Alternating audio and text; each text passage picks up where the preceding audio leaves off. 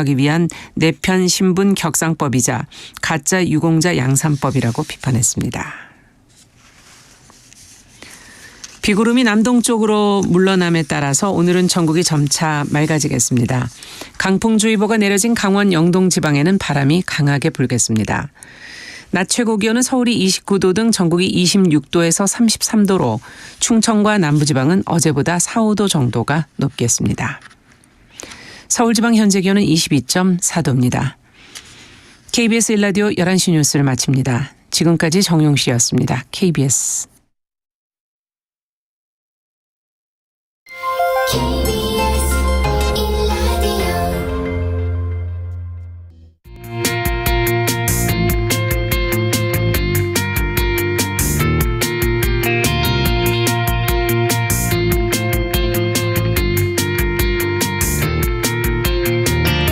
신성원의 뉴스 브런치. 안녕하십니까. 아나운서 신성원입니다. 지난주 뉴스 브런치에서는 노동 현장에서 일을 하다가 목숨을 잃은 노동자들의 안타까운 소식 전해드렸었죠. 홀로 아파트 승강기를 수리하던 20대 노동자가 혼자서는 못하겠다, 도와달라라며 동료에게 연락한 후 추락사하는 일이 있었고요. 또 33도 폭염에 한 대형마트 주차장에서 카트 정리 업무를 하던 30대 노동자가 쓰러져서 사망한 사건도 다뤘습니다. 이렇게 노동자들이 현장에서 목숨을 잃는 일을 막고자 정치권에서도 목소리가 나왔습니다. 어제 더불어민주당은 기준을 초과하는 폭염 때 작업 중지를 의무화하는 산업안전법 개정안을 통과시키겠다라고 밝혔는데요. 오늘 첫 번째 뉴스픽에서 노동자가 일하다 사망하는 일을 막기 위해 정치권이 초당적으로 협력할 수 있을지 함께 들여다보겠습니다.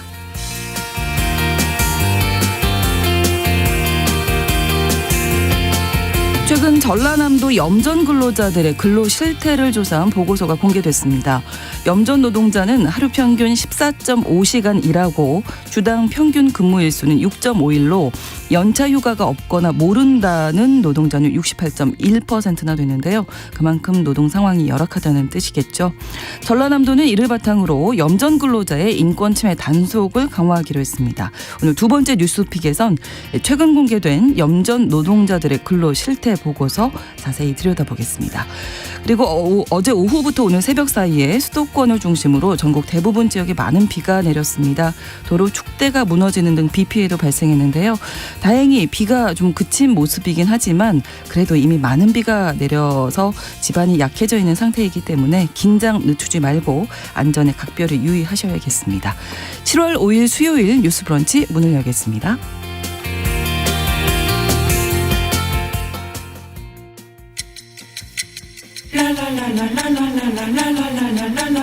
듣고 공감하고 진단합니다. 우리 사회를 바라보는 새로운 시선. 신성원의 뉴스 브런치 뉴스픽. 신성원의 뉴스 브런치 청취자 여러분과 함께 소통하며 만들어갑니다. 짧은 문자 50원, 긴 문자 100원이 드는 샵 9730, 우물정 9730번으로 문자 의견 보내주실 수 있고요. 라디오와 콩 앱으로도 많은 의견 보내주시기 바랍니다. 수요일의 뉴스픽은 시사인 임지영 기자, 강전혜 변호사 두 분과 함께하겠습니다. 어서 오십시오. 네, 안녕하세요. 안녕하세요. 네, 자 올해 1분기에만 사망한 노동자가 무려 128분이나 계셨습니다.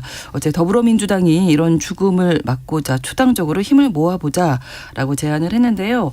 자, 일단 그 폭염에 이제 더위가 지금 기승을 부리고 있는데 폭염에 노동자가 사망하는 일부터 막아보자 이런 이야기가 나왔죠. 네, 1분기 그 128명 사망자 실태부터 살짝 말씀드리면 1월부터 3월까지 숨진 노동자가 그렇게 많다는 거고 이게 지난해 같은 기간보다 19명 줄었지만 전반적으로 50인 이상 규모 사업장에서 좀 큰 규모의 사업장에서 줄어서 그런 거고 50인 미만 사업장은 작년과 같이 79명이 사망한 것으로 나타났습니다. 낙하물로 인한 사고 증가가 많은 걸로 나타났고요. 이래서 어저께 박광훈 더불어민주당 원내대표가 그 노동자의 일터 사망 문제하고 관련해서 초당적 협력이 필요하다.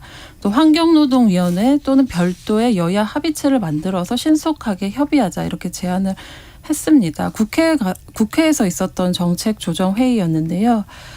막아야 하고 막을 수 있는 사회적 죽음이라면서 이렇게 밝혔습니다. 그러면서 강조한 것이 폭염 사망을 막는 일부터 시작해야 한다는 것이었는데요. 최근 그 대형마트 종업원이 네. 폭염 속에서 일하다 숨진 사고가 있었다는 것을 언급하면서 고용노동부가 이제 체감온도 35도 이상일 때 불가피한 경우 아니면은 작업을 중지할 수 있도록 제한하고 있지만 권고 사항일 뿐이라고 지적을 하기도 했습니다. 그래서 국회가 기준을 초과하는 폭염 때 작업 중지를 의무화하는 산업안전법 개정안을 가능하면 7월 안에 통과시키도록 노력하겠다 이렇게 밝히기도 했습니다. 네, 그 마트 노동자 이야기를 저희가 지난 금요일에 뉴스픽에서 다루면서 이거는 권고가 아니라 의무화됐으면 좋겠다 이런 얘기도 했었거든요. 이거 그 진행 상황이 어떻게 되나요? 지금 해당 기업이 조사 받고 있습니까? 네, 고용노동부가 이제 중대재해처벌법 적용 대상 여부를 놓고 조사에 나서고 있는데요. 네. 고용부는 이제 폭염에 의한 온열 질환도 네. 중대재해처벌법 적용 대상인 중대산업재해로 보고 단속을 하고 있습니다. 이 시행령을 보면은요, 고열 작업 또 폭염에 야외 같은 데서 노출되는 장소에서 하는 작업으로 발생한 체온 상승, 이걸 동반한 열사병도 직업성 질병으로 규정하고 있거든요. 네. 그래서 이번에 고용부가 사망사고 관련해서 중대재해처벌법을 적용해서 이번 그 경영진을 처벌을 하면 외국계 회사로 두 번째 사례가 된다고 그렇군요. 합니다. 네, 산재로 인정이 될까요? 지금 유족 측이 산재를 신청한 상황인가요? 지금 이제 신청을 준비하고 있는 것으로 보입니다. 네. 그 마트 이름을 얘기해도 되나요? 마트 이름 네네. 그 코스트코라고 그 외국계 기업인데요. 코스트코의 하남점에서 지난달 19일에 있었던 상황입니다. 그 A 씨 업무가 주차장에서 이 쇼핑카트를 정리하는 게 업무예요. 예. 근데 저도 사실은 이 하남점에 여러 차례 가봤는데 여기가 주차장이 무려 한 1,000면이 넘습니다. 네, 1,000대가 엄청나게 넘게 크죠. 들어가는. 네. 예. 주차장에 들어있는 그 주차장 차 타기 전에 우리가 마트 카트를 두고서 내리잖아요. 네. 그러면은 요거를 이제 모아서 직원이 마트 안으로 넘기는 이런 역할을 A 씨께서 하셨던 건데요. 네. 코스트코에서는 그 내부 규칙으로는 직원이 6개 정도 이내만 카트를 6개 이내로만 이렇게 그래요? 이동을 할 수 있도록 하는 규칙이 있다고 합니다. 네. 하지만 뭐 가보신 분들은 알겠지만 워낙 손님이 많고 아까 네. 말씀드린 것처럼 하남점 같은 경우에는 주차면이 1,000면이 넘을 정도거든요. 그러면 한 번에 6개가 아니라 이제 뭐 10개, 20개 정도를 한꺼번에 민다. 그게 지금 노조 측에서 하고 있는 이야기입니다. 그래서 지금 A씨의 유족 측에서는 산재 신청 의사를 노조에다가 전달을 한 상황이에요. 그래서 네. 노조는 유족과 함께 변호사와 산재 신청을 도울 예정이라고 합니다. 그런데 문제는 이분이 업무하고 있는 모습이 CCTV가 주차장도 있잖아요. 그렇죠. 그거를 코스트코에다가 요구를 했는데 네. 코스트코 쪽에서 이 CCTV 공개를 하지 않고 있는 겁니다. 그러니까 제가 아까 말씀드린 것처럼 이 내부 규칙에는 아마 6개 정도 내만 밀 수 있다고 했는데 네. 뭐 사람이 그렇게 많지 않을 테니까 그러면은 여러 개를 미는 부분들이 이제 CCTV에 찍혔을 거 아니에요. 그래서 아마 공개를 안 하고 있는 게 아닌가라는 생각은 드는데요. 지금 좀 그런 상황이고 결과적으로 이제 중대재해처벌법 시행령에서 네. 이 열사병을 더울 때 이제 쓰러지는 열사병을 직업성 질병으로 네. 규정을 하고 있습니다. 현재로서도. 그래서 항상 제가 말씀드리지만 우리나라는 법은 굉장히 잘 되어 있잖아요. 네. 중대재해처벌법에 대해서 잠깐 말씀을 드리면은 이 법은 뭐 많이들 아실 거예요. 사업장, 뭐 공중이용시설 이런 데에서 인체 해로운 원료나 제조물을 취급하면서 안전 보건 조치 의무를 위반해서 인명 피해를 발생하게 한 사업주, 네. 사업주 경영 책임자, 공무원 및 법인의 처벌을 규정함으로써 중대재해를 예방하고 시민과 종사자, 지금 이런 근로자의 생명과 신체를 보호하는 것을 목적으로 하고 있습니다. 여기에서 중대산업재해라는 것도 규정을 하고 있는데 이게 네. 사망자가 1명 이상 발생하면 중대산업재해가 돼요. 이게 뉴스에도 많이 나오고 있는데 요즘 뭐 건설 현장에서도 그렇죠. 한 명만 상해도 이거 중대재해처벌법 위반 지금 경찰에서 조사하고 네. 있습니다. 언론에서 항상 뉴스가 나와서 우리 청취자분들도 많이 들으셨을 거예요. 네. 이렇게 해서 만약에 이게 인정이 됐다 그러면은 이 사업주 지금 같은 경우에 코스트코 여기에서 처벌이 어떻게 되냐면은 사망자가 나온 경우에는 이 사업주나 경영 책임자가 1년 이상의 징역 또는 10억 원 이하의 벌금에 처하는 것이 지금 법으로 규정이 되어 있습니다. 하지만 지금 이 중대재해처벌법으로 사망사고가 나왔다고 해서 모두 다 이걸로 처벌을 받고 있지는 않은 상황이에요. 네, 그렇군요. 그리고 더불어민주당 노웅래 의원이 산업안전보건법 일부 개정 법률안을 대표 발의하기도 했는데 네. 이건 어떤 내용? 예, 노 의원이 고용노동부로부터 제출받은 최근 5년간의 중대재해 발생에 따른 작업 중지, 그 재해가 발생을 하면 법상 그 현장이 작업 중지가 될 수 있습니다. 이거 네. 작업 중지 명령이 몇 번이나 나왔나 이렇게 노웅래 의원이 확인을 해보니까 2018년에는 630건 정도였는데 이게 오히려 조금씩 줄고 있어요. 그래서 2022년 같은 경우에는 560건 정도로 되어 있습니다. 그리고 네. 이거는 일부 중지한 것들이 포함이 되어 있는 거고요. 아예 전면 중지한 거, 작업을 전면 중지한 것은 굉장히 많이 줄었습니다. 2018년에는 510건이었는데요. 네. 지금 2022년 같은 경우에는 52건이에요. 오, 확 줄었네요. 네, 뭐 아마 코로나 때문에 현장에서 일하는 것들이 조금 줄어들어서 그럴 수도 있겠지만 뭐 한 4년 사이에 10분의 1로 줄었다는 거는 굉장히 좀 놀라운 일이죠. 근데 이 전면 중지라는 것이 좀 필요하다는 의견들이 있습니다. 그래서 지금 노웅래 의원이 개정안을 발의를 해놓은 상황인데요. 네.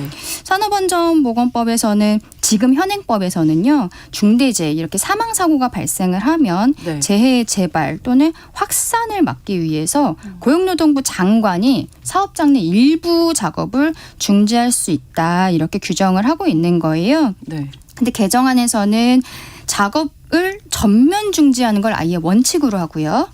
조금 아까 말씀드린 거는 고용노동부 장관이 일부 작업을 중지할 수 있다. 재량이 있는 거였잖아요. 근데 아예 작업을 전면 중지하는 걸 원칙으로 하고 예외적인 경우에 사업장 내 일부 작업의 중지를 명할 수 있도록 이걸 아예 바꿔버린 거죠. 그렇게 지금 개정안을 올려놓은 상황입니다. 노웅래 의원의 의견은 사망사고 같은 이런 중대재해가 발생한 경우에 부분적인 작업 중지만 했을 때는 그 주변에서 근무하고 있는 동료 근로자들이 있지 않겠습니까? 이분들이 심각한 트라우마를 안게 된다는 네네. 거예요. 그래서 네. 굉장히 비인간적인 처사라고 본다고 하면서 사업장 작업을 아예 전면 중지하는 게 경영자에게 경각심을 주고 그리고 노동자들의 안전을 확보하는 방법이다. 이렇게 개정 취지를 밝혔습니다. 네, 이 개정안이 나온 이유가 이제 지난해 많이들 기억하실 텐데 SPC에서 그 제빵 네. 공장에서 끼임 사고 때문에 네. 생긴 거죠. 네. 지난해 10월이었죠. 노동자가 샌드위치 소스 그 혼합기에 끼어서 숨지는 사고가 발생했는데요. 당시에 그 SPC 계열사인 SPL 제빵 공장에서 직원이 사망한 바로 다음 날부터 그 사고가 났던 배합실만 흰 천으로 가려놓고 다른 기계들로 공정을 재개했습니다. 당시 주장에 따르면 고용노동부가 혼합기 9대 가운데서 안전장치가 없는 7대만 작업중지 명령을 내렸다. 그래서 그랬다. 다른 기계로는 작업이 가능하다는 게 그 입장이었었는데요. 사실 그 사건 현장에서 그 직원들이 그걸 목격했을 수 있잖아요. 그래서 엄청난 트라우마가 있는 상태에서 일한다는 부분에 대한 비판이나 지적이 많이 있었습니다. 그것뿐만이 아니라 이제 사측의 어떤 대응 측면에서 SPC 그룹이 그 노동자 장례식장에서 조문객 네, 답례품으로 주라면서 빵을 제품을 놓고 가서 있었죠. 부적절한 처신이라는 지적도 받은 바 있고 이게 불매운동으로도 그렇죠. 이어졌죠. 아까 전에 변호사님이 이제 어떤 재발이나 확산의 위험이 있을 경우에 전면 중지 이 부분에 대해서 말씀을 해주셨는데 사실 아까 그 카트 일을 밀다가 이렇게 사망한 노동자의 경우에도 네. 숨진 이후에 사건 현장이 어떻게 달라졌는지 관련 보도들이 좀 나오고 있는데 네. 사실 노동 환경은 그대로거든요. 왜냐하면 주차장 자체가 차량의 열기 또 외부의 어떤 그렇죠. 그런 공기가 그대로 노출된 공간이라서 네, 네. 사실상 차이가 없고 좀 달라진 게 있다면 3시간에 15분씩 휴식 시간이 가능했다면 이제 1시간에 10분 휴식 시간이다 이런 정도인데 사실 휴게실이 또 5층 좀 더 네, 그 멀리 얘기 있어서 했었거든요. 네. 10분 안에 다녀오기가 그렇죠. 쉽지는 않은 거고 또 아이스백 얼음조끼를 제공한다 이렇게도 되어 있는데 이게 무거워서 잘 착용 안 한다는 노동자들 증언이 또 있기도 했습니다. 그렇군요. 시간을 확보하는 게 중요하다 이런 생각이 드는데 아무튼 사측 대응 때문에 많은 분들의 시민들의 공분을 샀던 일이었고 다시 들어도 정말 너무 가슴 네. 아픈 사건인데 지난주에 말씀드렸던 그 홀로 승강기 수리하던 네. 그 20대 노동자가 힘들다고 얘기를 했거든요, 동료한테. 그리고 네. 이제 추락사한 건데 그 이후에 어떻게 지금 이 사건은 네, 경찰이 그 작업자를 감독했던 중간 관리자를 그 업무상 과실치사 혐의로 입건해서 조사하고 있고요. 네. 또 30일에는 서울 서대문 경찰서가 승강기 업체죠. 그 고티스 강북지역본부에 대한 압수수색을 진행해서 네. 이 과정에서 안전관리 현황이나 근무 지침 또 인력 배치 같은 안전 관련 자료를 확보했다고 합니다. 또 고용노동부도 중대재해처벌 등에 관한 그 법률 위반 여부를 조사 중이고요. 이 부분도 근데 승강기 수리한 노동자들은 여전히 똑같은 위험에 노출되어 있다는 실태들이 좀 보도되고 있는데요. 원래 승강기법 산하 고시에 따르면 2인 1조 작업 의무가 있잖아요. 그런데 네. 지난주에도 다뤘지만 처벌 규정도 없고 또 점검반을 2명 이상으로 구성한다고 해서 이게 좀 의견이 갈리잖아요. 그렇죠. 예, 회사 측은 아파트 한 단지당 2명이라고 얘기하고 있고 노동자들은 승강기 한 대당 2명이어야 한다. 이렇게 해석이 네. 다를 수 있는 부분인데 네, 네. 여전히 2명이 들어가긴 하지만 각각 한 대씩 점검하고 있는 게 일반적인 상황이라고 합니다. 아, 안타깝습니다. 또 그 산재를 아까도 이제 유족들이 산재 신청을 했을까 이렇게 말씀을 드렸지만 산재 신청을 할 때 그게 이제 업무상 인과관계가 있다라는 걸 노동자 측에서 증명을 그렇죠. 이게 소송을 하게 하면- 되면은 결국에는 손해를 입었다는 거 아니겠습니까? 근로자 그렇죠. 입장에서는 네네. 혹은 돌아가셨다면 근로자의 이제 상속인 유족들이 소송의 원고가 될 텐데요. 네네. 이러한 손해를 입었다 그리고 손해액이 얼마다라는 거에 대해서는 원고 측에서 입증 책임을 갖고 있습니다. 입증 책임이라는 것은 이제 말하자면은 증거를 제출을 해야 되는 네. 거예요. 법원에서 봤을 때 그런 것 같다라고 생각을 한다 해도 상황 봤을 때 억울할 것 같다. 그리고 뭐 사람이 사망을 했네. 그러면은 그런 일이 있겠네라고 생각은 할 수는 있겠지만 법원에서 재판은 증거 재판주의거든요. 증거가 있어야 되는 거예요. 근데 그 증거를 일단은 원고가 제출을 해야 되는 겁니다. 그래서 이제 산재 같은 경우 그러니까 아까 우리 코스트코 사건에서도 유족들이 네. CCTV를 달라라고 공개, 얘기하는 네. 것이 증거를 수집하기 위한 거죠. 그런데 지금 이제 코스트코 측에서 주지 않으니까 그거를 뭐 어떤 경찰의 압수수색을 통한다든지 아니면은 뭐 나중에 법원을 통한다든지 이렇게 해서 CCTV를 확보를 해야 될 것 같은데요. 왜냐하면 피고가 코스트코인데 거기에서 임의로 그걸 주지 않으면은요. 네. 근데 우리가 안 주겠죠. 산재라고 생각하면 요즘에 많이 생각하시는 게 회사 내 갑질 막 이런 거 있잖아요. 네. 이렇게 선배가 막 저 구석으로 불러갖고 맨날 못 살게 굴고 네, 이러면 네. 거기에 있어서의 스트레스를 받아서 정신병이 왔다 이런 것도 산재로 처리를 하게 되는데 그럴 때는 사실은 뭐 이제 요즘 많이들 아시지만 휴대폰에 녹음 기능이 다 있잖아요. 네. 그럼 그런 거 녹음을 하고 요거 제출을 하고 이 정도만 해도 그게 증거가 되는 겁니다. 그런데 이제 녹음할 정신이 없다고요.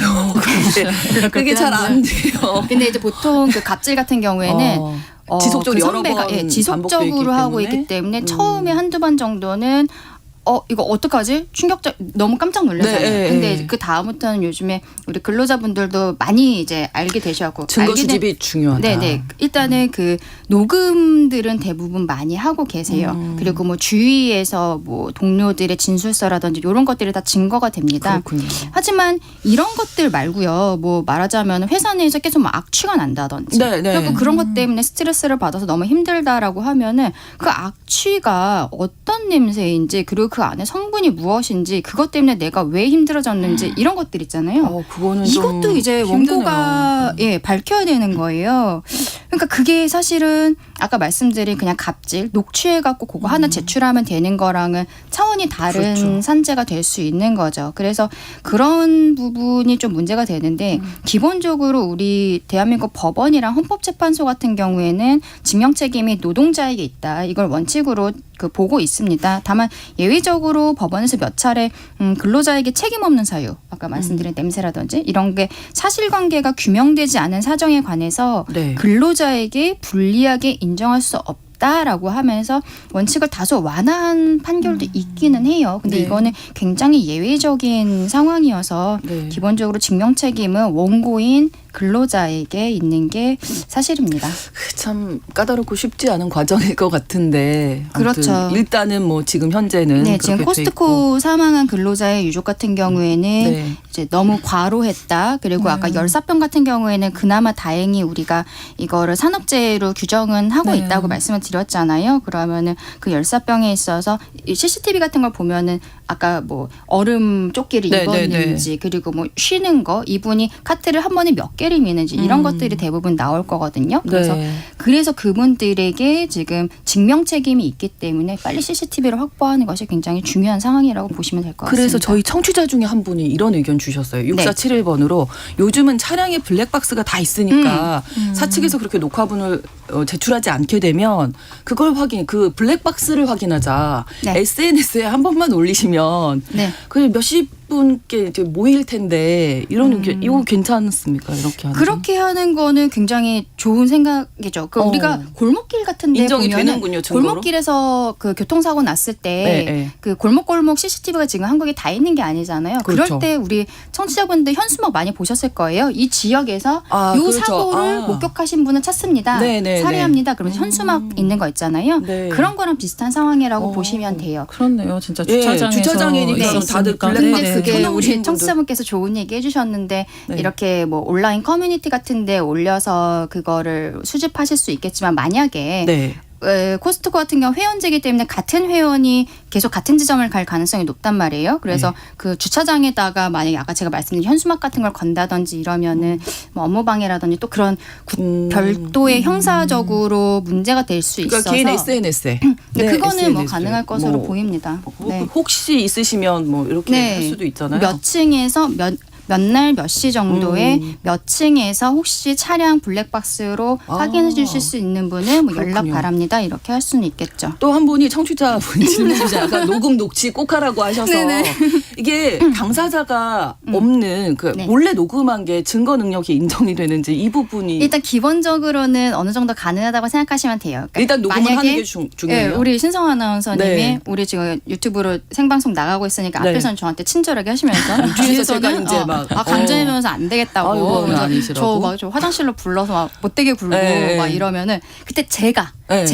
신성 아나운서와 저 간에 대화를 녹음을 하는 거는 그래도 괜찮습니다. 괜찮아요. 네. 아. 그런데 만약에 우리 기자님이 네. 화장실 옆 칸에 있었던 거예요. 그래서 우리 둘이 얘기하는 거를 녹음을 한 거예요. 녹음하셨어. 네. 이거 이상하다. 이거 네, 네. 나중에 그거는 안 돼요. 불법입니다. 아, 그러니까 네. 이 당사자들 대화자 제가 간의 기사로 녹음이어야 써드리겠습니다. 네, 이거 중요한 문제라 일단은 녹음을 하긴 네. 할 건데 그래도 이게 증거 능력이 돼야 소용이 있는 거니까. 네, 근데 사실 그 녹음을 네. 하는 것도 어떤 음성권의 침해라든지 이렇게 신성 아나운서께서 얘기하실 수 있는 부분도 있어요. 아, 하지만 그래요? 이런 녹취들이 그 법원의 증거로서 현출이 되었을 때 네. 현실적으로는 재판 실무에 있어서는 대부분 증거로서 인정을 좀 해주는 네. 부분이 있기 때문에 그리고 우리가 피해를 받으면서 다른 생각하기도 사실 힘들잖아요. 그럼요. 그때 바로바로 녹음을 해놓으시면 도움이 네. 될 것 같습니다. 아무튼 뭐 강전의 변호사님과 저는 뭐 그런 사이 절대 아니라는 거 다시 한번 말씀을 중간에 들으신 분들 때문에 자 당장 폭염이 시작됐습니다. 어쨌든 노동자들이 현장에서 죽지 않고 일할 뭐 권리는 너무나 당연한 건데 정치권에서 정말로 이번에는 초당적으로 힘을 모았으면 좋겠습니다. 가능하다고 보시는지요? 이제 폭염이나 이제 혹한 뭐 이런 부분에서 노동자들이 어려움을 겪고 있다 이런 인식이 조금 달라지기는 한 것 같거든요. 네. 제가 기억하기로는 2018년도쯤에 패스트푸드 업체 배달 노동자들이 폭염 속에서 이제 노동을 했는데 네. 그 대가로 수고했다고 컵라면하고 사탕을 받아서 그 라이더들이 좀 기자회견을 한 적이 있었어요. 그러니까 네. 눈이나 비가 오면 기본적으로 배달비가 100원이 추가되는데 네. 그거 대신에 그렇게 일종의 때운 거죠. 근데 폭염 때도 똑같이 눈이나 비가 올 때와 마찬가지로 대우를 해야 한다 이렇게 주장을 했던 거거든요. 그리고 2021년에는 경기도 이천의 그 물류센터에서 불이 났는데 네. 이게 선풍기를 이용하려고 설치한 멀티탭에서 불꽃이 튀어서 그 선풍기 부분 때문에 문제가 생겼어요. 그 사건으로 소방관이 순직하시기도 했는데 맞아요. 네, 2021년에 한국 첨단 물류 기업에서 일하는 노동자들이 왜 에어컨도 없이 선풍기 바람을 쐬며 일해야 했나 이런 근본적인 질문이 생겼던 사건이거든요. 네. 또 같은 해 겨울에는 밤샘 근무를 마친 50대 여성이 화장실에서 쓰러져 숨졌는데 이때는 또 기록적인 한파에도 난방을 하지 않았던 것으로 그러니까요. 밝혀졌습니다. 네. 그러니까 이게 문제라는 인식은 여야를 막론하고 또 국민들 사이에서 공감대가 생겼을 텐데 사실은 어디에 주안점을 두는가 이 부분 어떤 걸 더 시급하게 여기는가 이 부분도 있을 것 같아요. 근데 노동 관련 이슈에서 어저께 이 발언이 나왔는데 네. 사실은 국민의힘은 어쨌든 민주노총 총파업에 대해서 발언을 좀 강하게 힘주어서 했었거든요. 네. 거대 노조의 이권 카르텔 뭐 이런 것들을 강조해서 그래서 어디에 좀 방점을 찍는가 이 부분에 대해서는 조금 더 봐야 될 것 같습니다. 그 어떤 것도 사람의 목숨보다 중요한 건 없다는 생각 들고요. 김지연 님도 30도가 넘는데 땡볕에 도로공사 하는 분들도 계시던데 28도 이상에서는 작업시키지 말아야 할 것 같습니다. 이런 의견도 주셨습니다. 뉴스 브런치 1부 잠시 마치고 2부에서 뉴스픽 바로 이어가겠습니다. 11시 30분부터 일부 지역에서는 해당 지역 방송 보내드리겠습니다.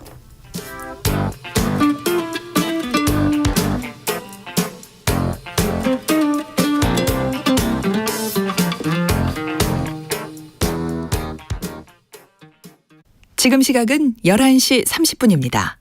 KBS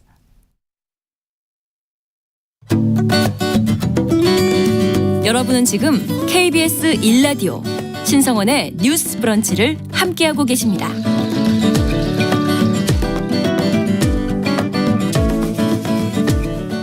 네, 오늘 두 번째 뉴스픽도 역시 노동자들에 대한 이야기 나눠볼 텐데요. 그중에서도 염전 노동자에 대한 근로 실태조사가 공개돼서 다루려고 합니다. 이 실태조사 어디에서 진행된 건지 먼저 임지영 기자님. 네, 전라남도가 진행했고요. 이 관련 사건들이 사실 전남 염전 근로자 이쪽에서 많이 발생을 해가지고 여기서 진행을 해서 보고서가 나왔습니다. 보고서 제목은 이제 전라남도 염전 근로자 근로실태조사 연구. 이고요. 이 조사는 염전원부를 통해서 확인한 노동자 121명을 대상으로 했고요. 네. 지난해 7월부터 올해 2월까지 진행했습니다.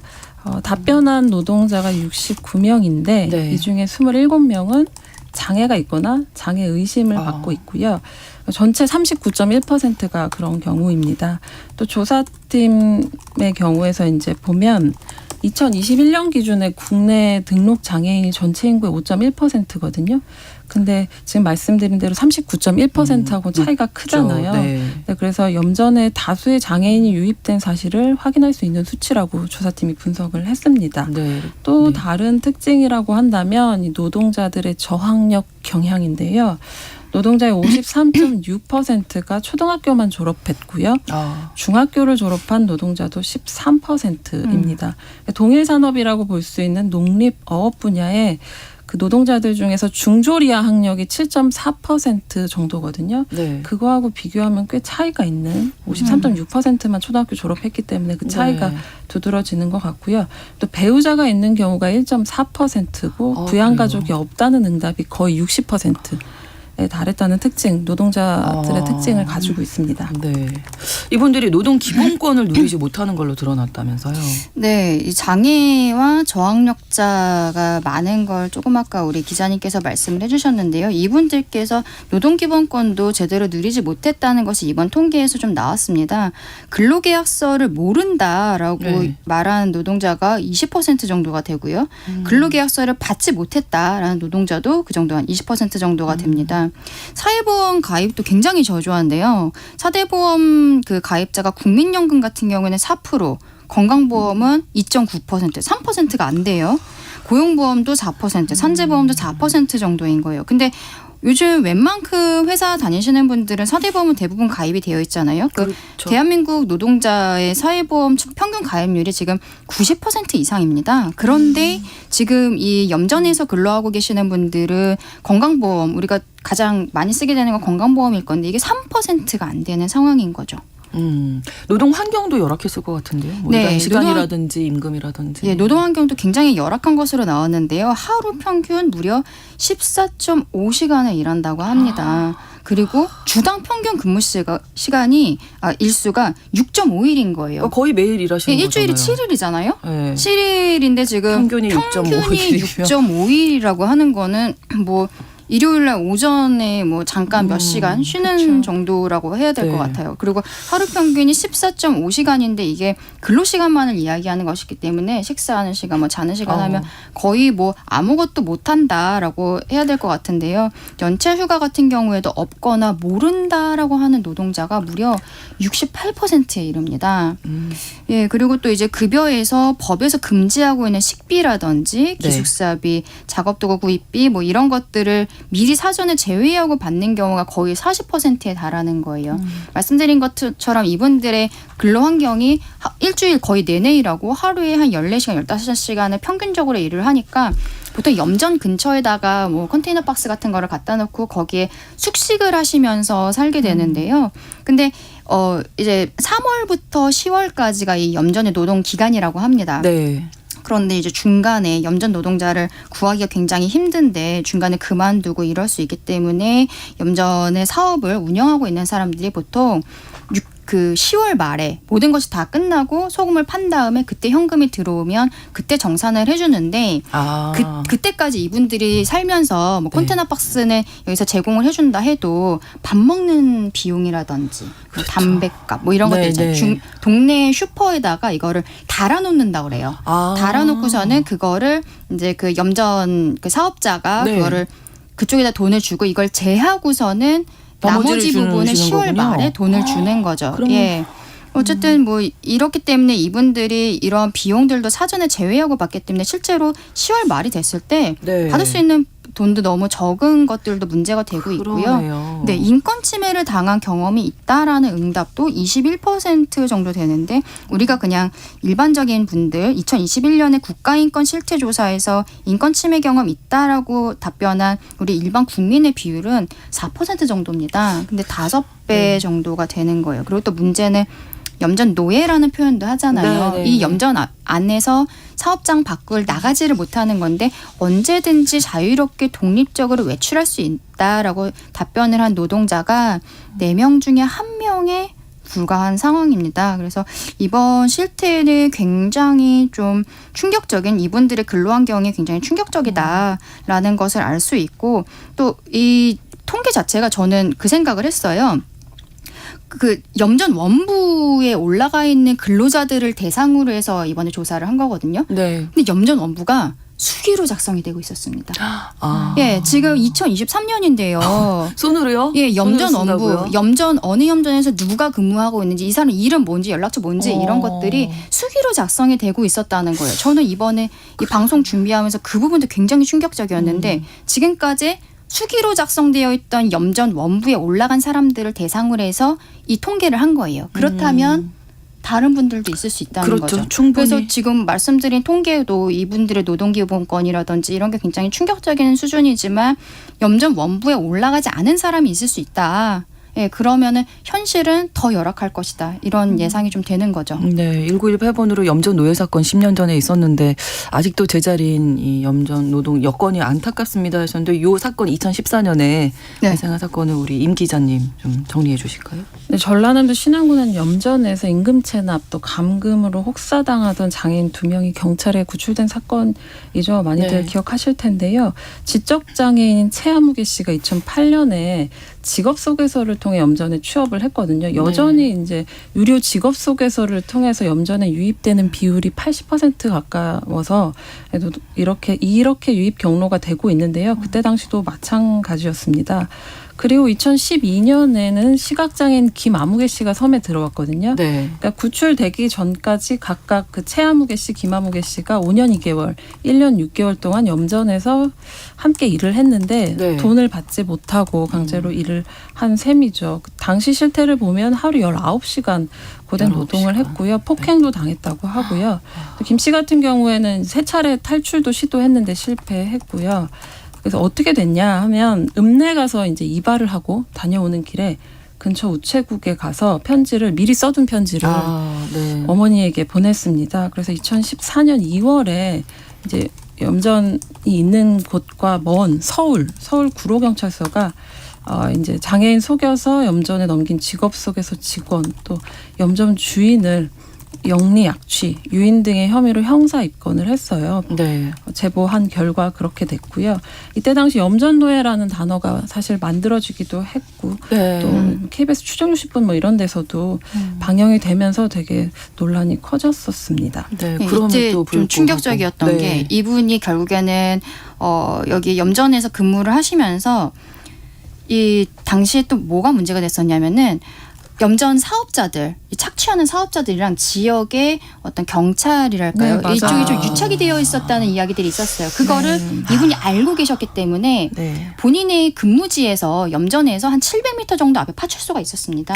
근데 이분은 파출소가 본인의 사업장이랑 유착이 되어 있는 걸 알고 있었기 계시니까 때문에 그쪽에는 우체국에 가서 신고를 네. 못한 거죠. 네. 우체국에 가고는 서울에 있는 부모님한테 이제 편지를 보낸 거고 그래서 서울에서 경찰이 이제 위장으로 소금을 사려는 것처럼 해서 내려와서 그때 그렇군요. 수사를 한 거예요. 예, 지역에서 수사를 한 것이 아닙니다. 그래서 이것도 굉장히 문제가 돼서 그랬네요. 당시에 네. 해당 지역에 있었던 그 경찰 담당 경찰 한 80명 정도가 있었는데 그 중에 거의 70명 정도를 교체하는 이런 경찰 내부에서도 큰 문제가 있었던 사건입니다. 네. 2014년에 이때 당시에 그래서 이제 전체 조사를 했더니 63명 정도의 강제 노역 피해자가 나왔거든요. 그런데 사실 7년 뒤에도 비슷한 또 일이 발생을 해요. 있었어요. 이번 피해자는 이제 경계성 지적 장애를 가진 박아무개 씨인데 네. 이분도 역시 직업 속에서 통해서 신안군에서 염전에서 일을 했는데 네. 7년 동안에 새벽 3시부터 밤 11시까지 일하는 게 이게 기본값으로 해왔다고 해요. 근데 취업 당시에 조금 달라진 건 140만 원 근로계약을 체결했고 네. 월 200만 원으로 임금이 오르기도 했거든요. 그런데 말씀하신 대로 사업장 사정을 이유로 연말에 한꺼번에 지불하겠다 하고서 주지 않았고요. 근데 이때 당시에 이렇게 밝혀진 수법이랄까 이런 게 굉장히 교묘했던 게 일단 피해자하고 업주하고 같이 은행에 동행을 해서 임금액을 그 계좌에 입금을 합니다. 피해자 계좌에. 네네네. 그런 다음에 이제 기다리고 있다가 현금으로 그 피해자가 곧바로 출금을 하게 시켜가지고 네. 그 임금을 또 되돌려 받았어요. 그런 방식을 취한 거죠. 그 그 서류에는 기록에는 이제 네. 남아 있고 네. 제대로 잘 준 걸로 남아 있고 그렇죠. 그런 식으로 한 것들이 나타나서 21세기인데요. 네. 그러니까 사업주 입장에서는 그렇게 받은 금액들이 그 아까 말씀드린 것처럼 뭐 식비라든지 네, 그 동네 네, 네. 가게에서 담배 쓴 뭐 제하고. 담배값이라든지 이런 것이다라고 주장은 하고 있는데 거기에 대해서 증빙 자료들은 제대로 제출을 못 하고 있는 거죠. 그러니까 이번 2014년, 2021년 그런 사건이 있었고 이번에 이제 실태 조사에서도 그게 크게 다르지 않겠다라는 생각이 들어서 어떤 대책이 필요할지 한 말씀씩 듣고 마무리하겠습니다. 김정 기자님. 네, 전남도가 어쨌든 노력을 좀 하고는 지자체에서 있어요. 네. 조사 이제 결과 토대로 이제 염전 노동자 노동인권 침해 같은 걸 좀 해결하기 위해서 종합계획을 수립해서 추진하겠다고 밝혔고 이게 그 시작점이거든요. 네, 네. 그런데 이제 어쨌든 실태가 나오고 있는 게 조금씩 나아지고는 있지만 사실은 어떤 근로 환경이나 여건이나 이런 것들은 비슷한 그런 부분들이 있는데 제가 조금 눈여겨보는 거는 그 2014년 그때 네. 처음 이 얘기가 나왔을 때 네. 그 피해자들이 60몇 명이라고 말씀드렸는데 그 피해자들 3명 중 2명은 다시 염전으로 돌아가거나 노숙 생활을 하고 있는 것으로 밝혀졌다는 보도가 최근에 또 있었거든요. 근데 이게 사실은 장애가 있는 분들이고 사회로 나와서 보통의 삶에 적응하는데 어려움을 겪을 수밖에 없는 게 염전에서 너무 오랜 기간 그런 착취의 그렇죠. 삶을 살았기 네. 때문에 이런 부분에 대한 지원은 어떻게 이루어지고 있는지에 대해서도 포괄적으로 좀 고민해봐야 되지 않나 싶습니다. 지금 이게 전라남도 쪽에서 워낙 염전이 많기 때문에 전라남도 그렇죠. 쪽에서 이제 주도적으로 조사를 해서 오늘 말씀드린 결과가 나온 건데요. 네. 그래서 이제 전남에서는 2026년까지 종합계획을 수립해서 추진하겠다라고 지금 밝혔어요. 그래서 네. 노동환경 개선을 위해서 안심숙소, 뭐 휴게시설, 자동화시설 설치 이런 거에 718억 원을 투입할 계획이다라고 밝히기는 했습니다. 그런데 네. 이게 그 신안군 쪽에 섬이 뭐 한 1,000개 정도가 있다고 엄청 해요. 많죠. 무인도도 네, 굉장히 맞아요. 많고 그래서 네. 천사의 섬이라는 게 섬이 1,004개여 갖고 뭐 천사의 섬이라는 이야기도 있다고 하는데 네.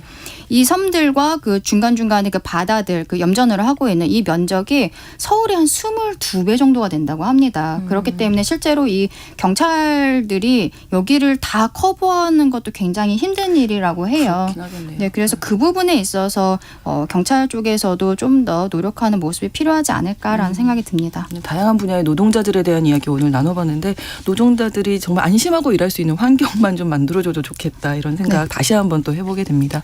수요일의 뉴스픽 시사인 임지영 기자, 강전혜 변호사 두 분과 함께했습니다. 고맙습니다. 네, 감사합니다. 감사합니다. 신성원의 뉴스 브런치는 여러분과 함께합니다. 짧은 문자 50원, 긴 문자 100원이들은 샵 9730. 무료인 콩앱과 일라디오 유튜브를 통해 참여해주세요.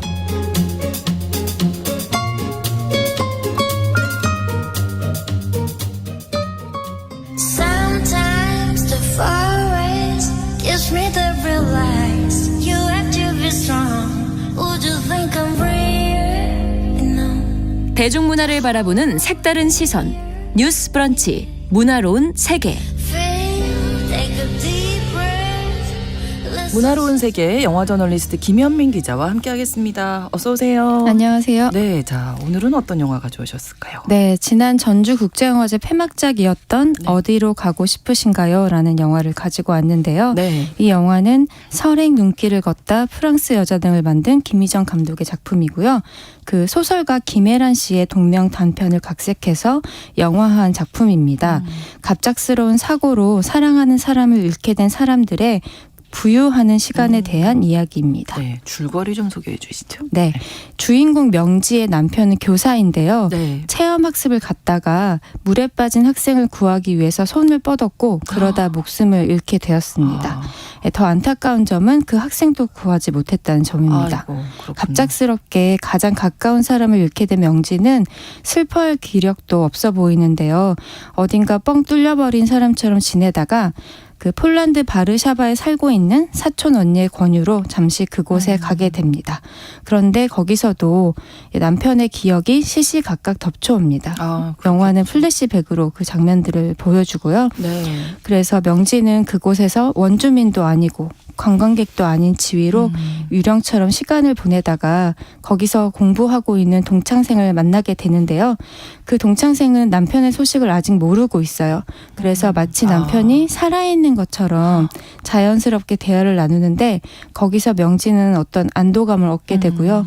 마치 어딘가 아직 남편이 살아있는 것처럼 느끼게 됩니다. 네. 이게 김혜란 작가의 동명 단편을 각색한 영화잖아요. 네. 그러면 이제 아무래도 원작하고 좀 비교해서 많이들 보실 텐데 네. 뭐 다른 점 어떤 게 있을까요? 네, 다른 점이 크게 있는데요.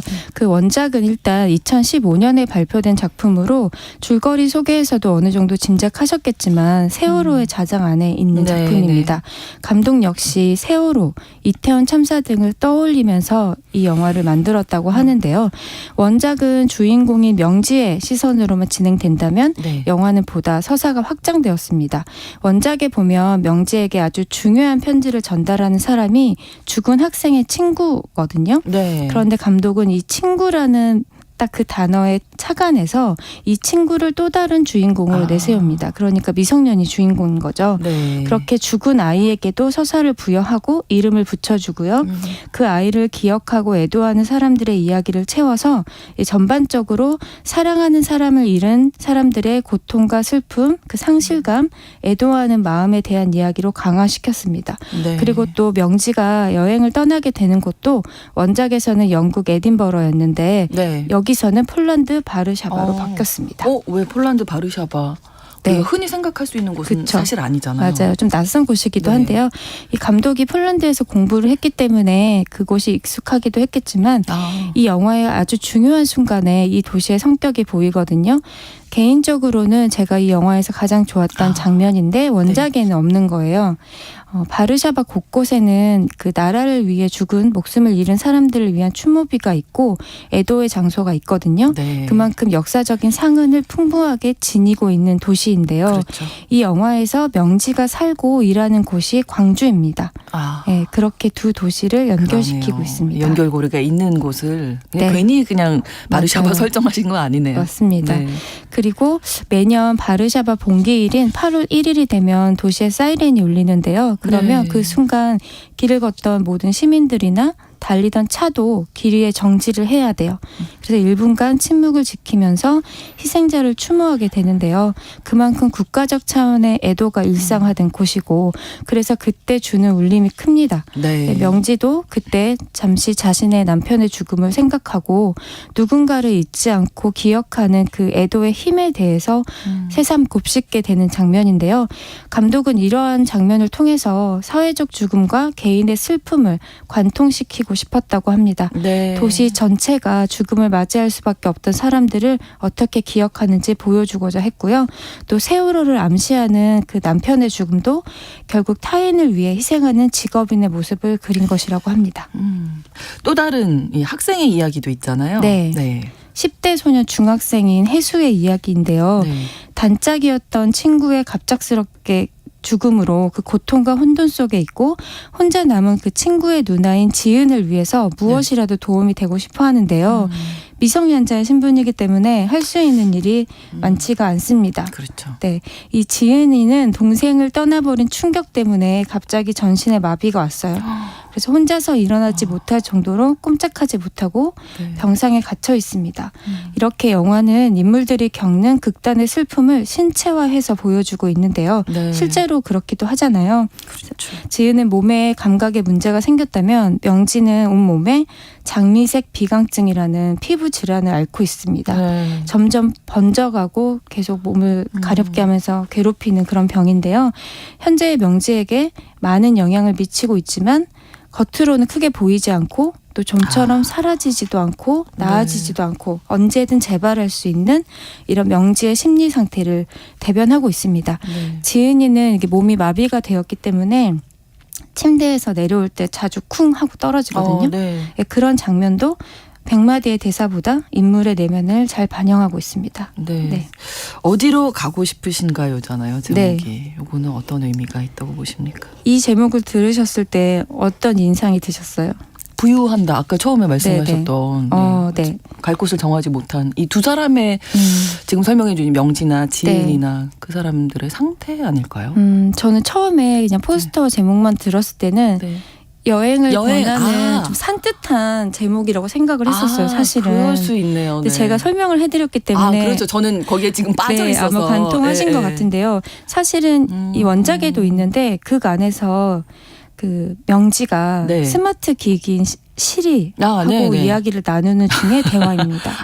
네, 그러니까 가장 가까운 사람이 남편이었는데 일상적이고 시시콜콜한 실없는 대화를 하잖아요. 근데 갑자기 그런 사람이 사라진 공허함에 네. 이따금 시리에게 말을 걸어요. 또 지금 타국에 있기 때문에 그러다가 사람은 죽으면 어디로 가지?